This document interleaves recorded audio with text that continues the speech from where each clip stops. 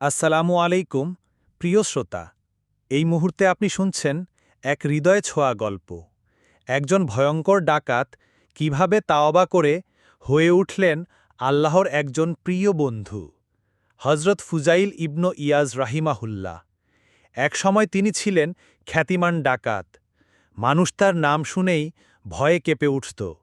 কাফিলাগুলোর পথ আগলে রাখতেন, নিরীহ পথচারীদের লুট করতেন। একদিন গভীর রাতে একটি বাড়িতে চুরি করার উদ্দেশ্যে দেয়ালে উঠলেন তিনি। হঠাৎ সেই ঘরের ভেতর থেকে ভেসে এলো কোরআনের তেলাওয়াত। কেউ একজন নামাজে দাঁড়িয়ে কাঁদতে কাঁদতে পড়ছে, আলম ইয়া আনিলিল্লাযীনা আমানু আনতাকশা কুলুবুহুম লিযিকরিল্লাহি। মুমিনদের জন্য কি সময় আসেনি যেন তাদের হৃদয়ে আল্লাহর স্মরণে নম্র হয়ে যায়? সূরা হাদীদ আয়াত ১৬। এই একটি আয়াত যেন বিদ্যুৎ হয়ে আঘাত করল তার অন্তরে। চোখে পানি চলে এলো, তিনি দেয়াল থেকে নেমে পড়লেন। নিজেকে মনে হতে লাগল এক অভিশপ্ত পাপী। তিনি বললেন, হ্যাঁ, এখনই সময়, হে আমার প্রভু, আমি অনেক দেরি করে ফেলেছি।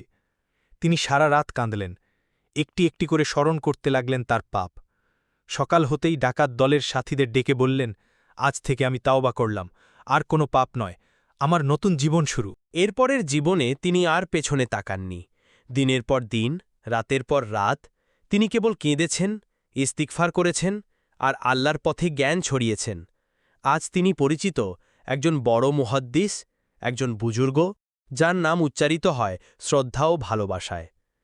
ইবনুল জাউজি রাহিমাহুল্লাহ তার বিখ্যাত কিতাব সিফাতুস সফওয়াতে এই ঘটনা উল্লেখ করেন।